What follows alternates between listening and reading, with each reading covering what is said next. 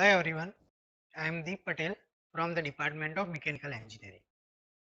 As you all know, we were discussing about the chapter number 6, that is the boiler. And in the boiler, we have discussed about the classification of the boiler. Then we have discussed about the difference between the fire tube boiler and the water tube boiler. And then we have discussed about the essential components of the boiler. Now, in our second lecture, we have discussed about the basic components of the boiler. And then we have discussed about the coach run boiler. Now, in this lecture, I am going to discuss about our remaining two boiler. First is the Babcock and Wilcox boiler, and then we will discuss about the Lancashire boiler. Okay, so let us start with the Babcock and Wilcox boiler. Okay, so before going to discuss about the Babcock and Wilcox boiler, we will discuss about the some basic characteristics and specification of the Babcock and Wilcox boiler. Okay. So first of all, we can say that the Babcock and Wilcox boiler is the example of the water tube boiler. We know that in the water tube boiler, there are the tubes in which the water will be circulated and the flue gases will be travel surrounding to the water tubes. Okay. Now the characteristics of the water tube boiler. So we can say that the Babcock and Wilcox boiler is the horizontal boiler. Okay, so we can say that in the Babcock and Wilcox boiler, the axis of the boiler will be the horizontal. Second, it is the water tube boiler, so the water will be circulated inside the tubes. Okay. Third, the number of tubes are more, so we can say that it is the multi-tube boiler. Second, it has the natural circulation of the water and the forced circulation of the gases. Okay, so here you have to understand the water will be circulated naturally, okay, due to the density difference and due to the gravitational force. But the flue gases will be traveled by the force transfer. Okay, or we can say that to travel the flue gases we have to supply some external force, and that external force will be supplied through the fan. So in the path of the flue gases we will provide the fan. So the fan will be provide the force to the flue gases. The flue gases will be easily travels to the atmosphere. Okay, so we can say that there will be a natural circulation of the water and the forced circulation of the flue gases. Okay, now next is the solid as well as liquid fuel can be used. Okay, this is the characteristics of the Babcock and Wilcox boiler. Next is the specification of the Babcock and Wilcox boiler. So here you can see the specification are the shell diameter is 1.22 meter to 1.83 meter. Next is the length of the boiler. So the length is 6.096 to 9.14 meter. Now third is the working pressure.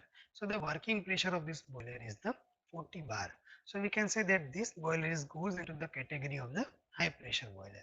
Okay, in the first lecture we have categorized the boiler according to the pressure, low pressure, medium pressure and the high pressure boiler.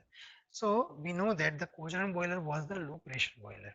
Okay, and if the pressure is above the 25 bar, then it is categorized into the high pressure boiler.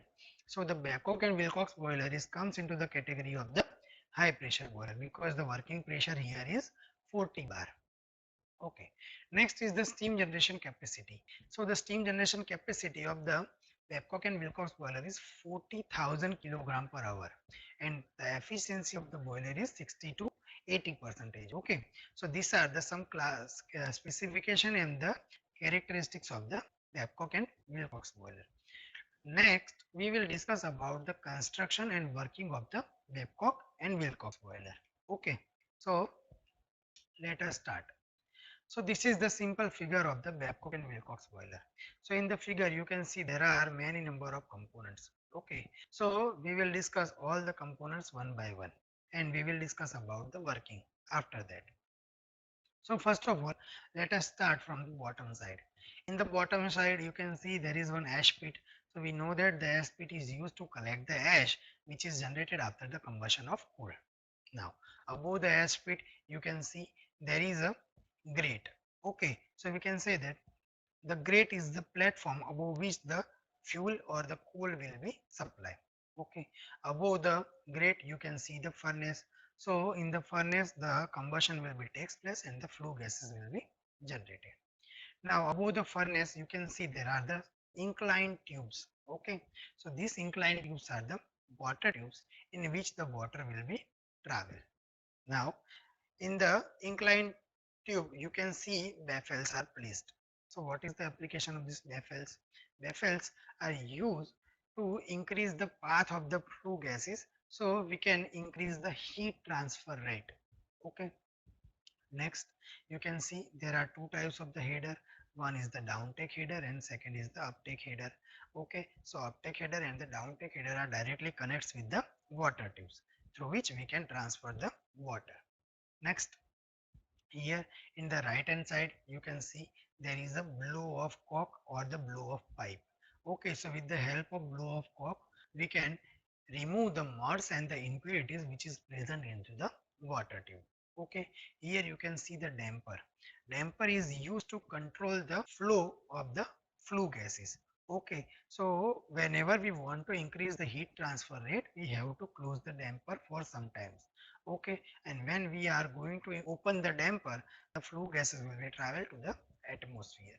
Okay, next in the upper side you can see there is the manhole. So we know that the manhole is used for the maintenance purpose. Okay, next at the upper side you can see there is a steam stop valve. Okay, so steam stop valve is used to collecting the steam and then from the steam stop valve the steam is going to the turbine. Okay, now below the steam stop valve you can see the superheater. Okay, we know that when we heat up the water the wet steam is produced. Okay, but in the turbine we have to use the dry steam or the superheated steam. Okay, so to convert the wet steam into the superheated steam we need one device which is called the superheater. Okay, now besides the superheater you can see there is one anti-priming pipe. Anti-priming pipe is used to collect the water particle from the steam. Okay, now you can see in the right hand side there is one safety valve. Okay, and you can see there is one pressure gauge. So the pressure gauge is used to measure the pressure inside the boiler shell. Now below the pressure gauge there is a water level indicator and the feed check valve. So with the help of feed check valve we are going to provide the water and the water level indicator will help to indicate the level of water inside the drum. So these are some basic components of the Babcock and Wilcox boiler. Next, we will discuss about the working of the Babcock and Wilcox boiler. Okay, so in the working, we will discuss about the path of the water travel and the path of the flue gases. Okay, and ultimately we will discuss about the path of the steam. So first of all, let us start with the path of the coal or the flue gases. So first of all, what happens? We are going to provide the coal with the help of the stoker to the grate. The grates, in the grates there are some tiny holes is generated. So from that holes we are going to provide the supply of oxygen and we are going to supply the heat to the coal. So finally the combustion will be start. Okay, so after the combustion the hot gases are generated. That hot gases will be travels to the water tubes and finally it will reach to the damper. Okay, also you can see the path of the flue gases are the sinusoidal way. Okay, also you can see there are the baffles are placed in between the water tubes. So what is the application of these baffles? When the flue gases are travels, these baffles will help to increase the area of heat transfer or the path of the flue gases. Okay, so we can say that with the help of baffles, we can increase the path of travel of the flue gases. Now, if the path of travel of the flue gases is increased, then ultimately the heat transfer rate will be increased. Okay, now there is bottom the damper is fitted. Okay, so if we close the damper then these flue gases cannot be travel to the atmosphere. Okay, so if we want to transfer more heat then we have to close the damper. Okay, so damper will be closed and the flue gases cannot travel to the atmosphere, so ultimately that flue gases will be continuously supply the heat to the water tubes. Okay, now when the entire amount of the heat will be transferred to the water then finally we will open the damper and it will be travels to the atmosphere. Okay, so this is the path of the flue gases. Now let us discuss about the travel of the water. So we know that with the help of the feed check valve we are going to provide the water inside the shell. Okay, now this water will be comes to the inclined water tubes from the uptake header. Okay, now here you can see we are going to provide the water. Now what happens due to the inclination of the tube, what happens, the water will be collected at the downward of the inclined tube.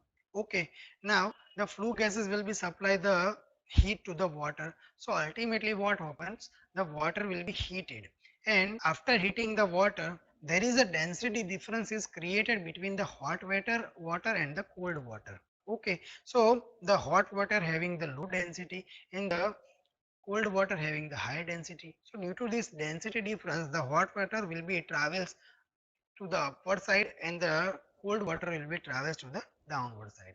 After that what happens, that hot water will gain some more heat, so it will be gradually converted into the steam.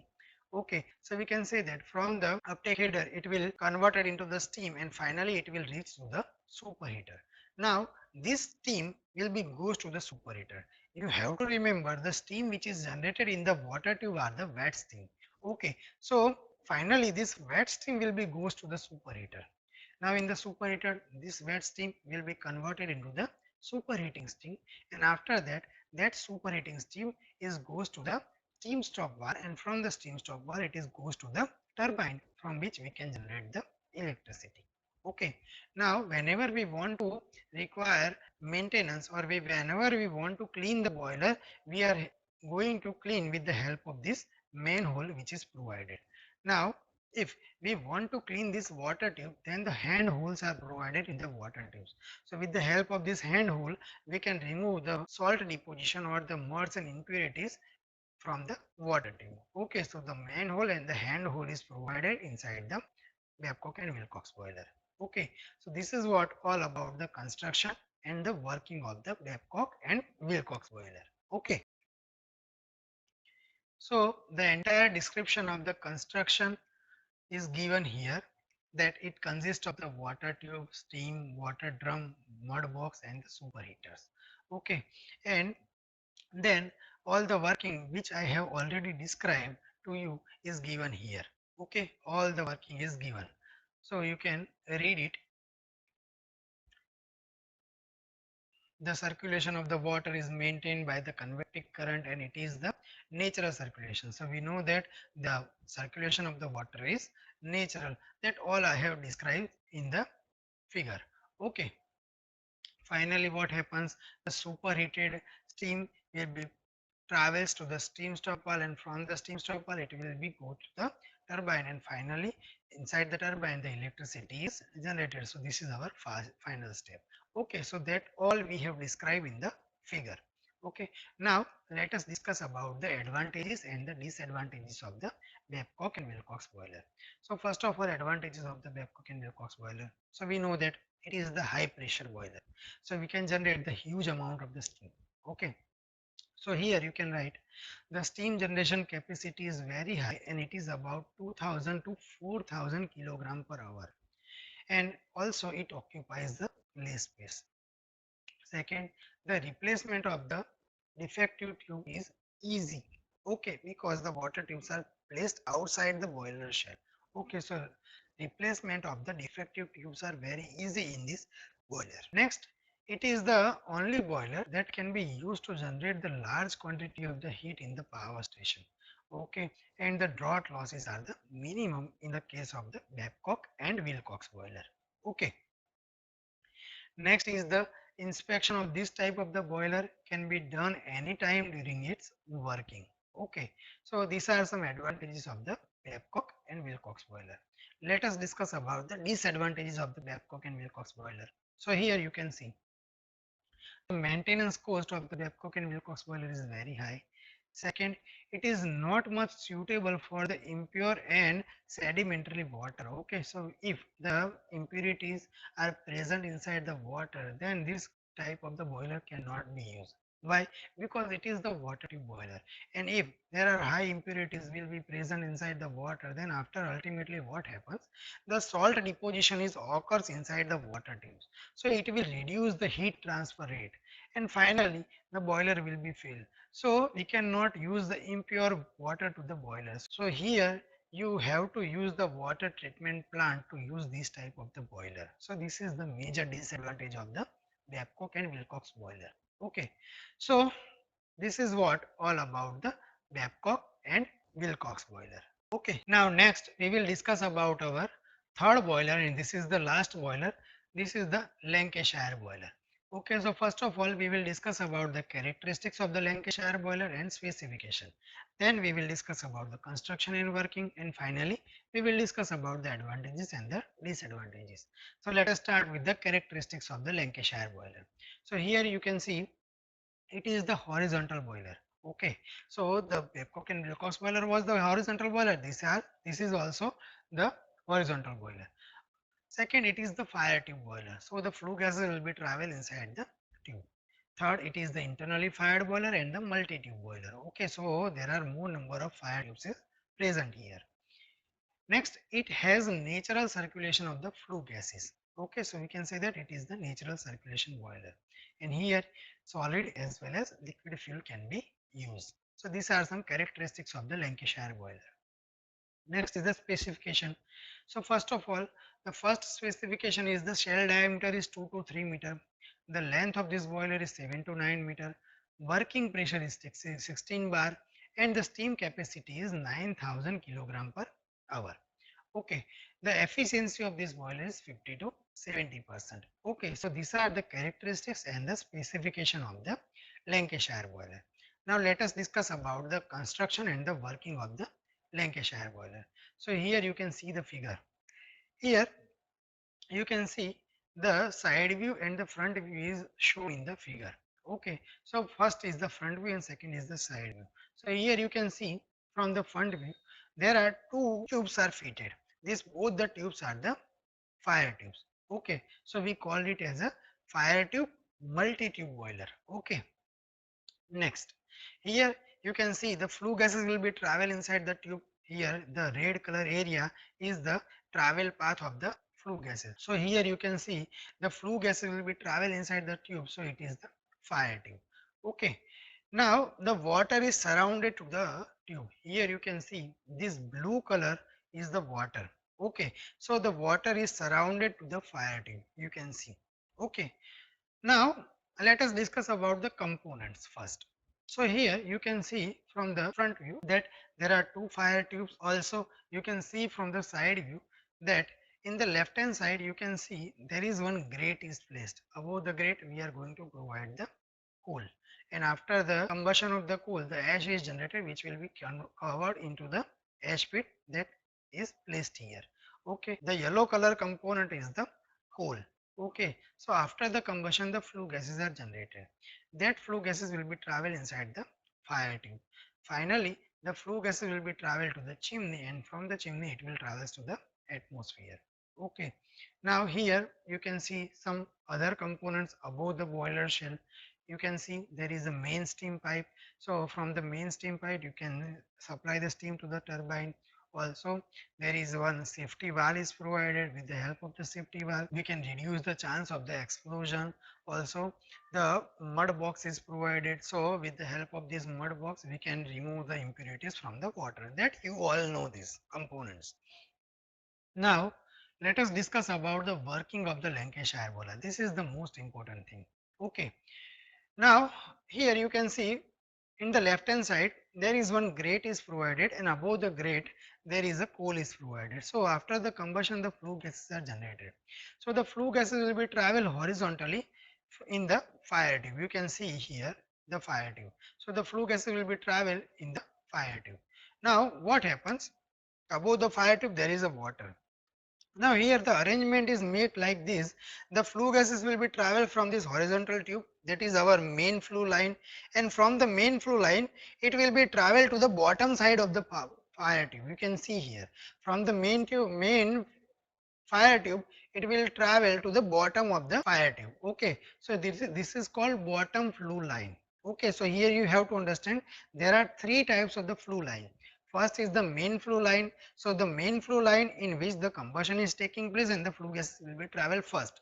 After that, from the main flow line, it will be enters to the bottom flow line. Here you can see in the figure, from the main flow line, it will be enters to the bottom flow line. Okay, and from the bottom flow line, it will enter to the side flow line. Here you can see in the front view, that is in the left hand side, you can see there are two side flow lines. Okay, right hand side and the left hand side. So from the bottom flow line, it will be traversed to the side flow line. Okay, so here you can see the path of the travel of the flue gas will be very high, so it can be transfer all the heat to the water. Okay, again I am repeating, what is the path of the travel of flue gases? First of all, the flue gases will be generated inside the combustion chamber, and from the combustion chamber it will be traversed to the main flow line. Okay, now from the main flow line it will be enters to the bottom flow line, and from the bottom flow line it will be separated into the two stream, and it will be going to the side flow line. Okay, and from the side flow line it will be enters to the chimney, and from the chimney ultimately it will be enters to the atmosphere.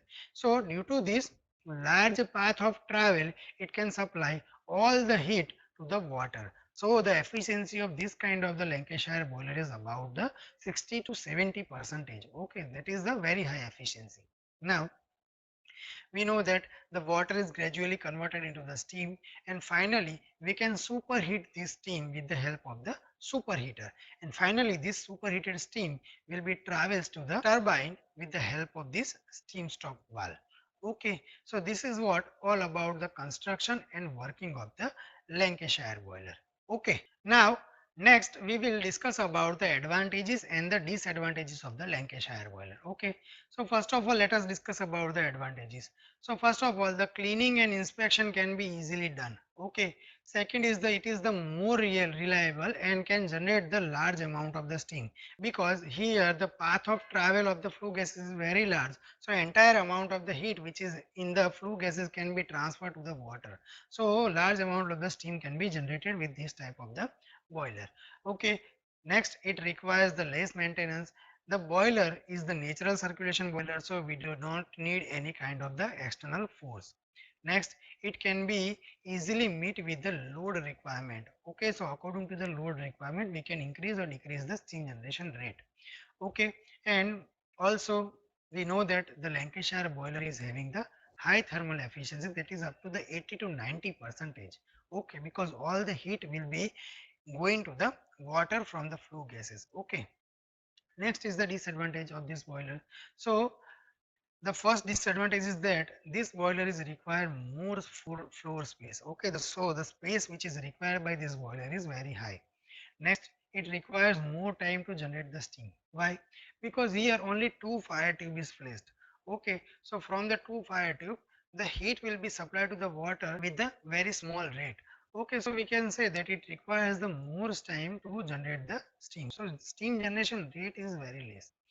It cannot generate the high pressure steam because the Lancashire boiler is the medium pressure boiler. And the last disadvantage is that here the grates are placed inside the fire tube. Okay, so which is having the very small diameter, so here you cannot supply the large amount of the fuel, so it cannot generate the large amount of the heat.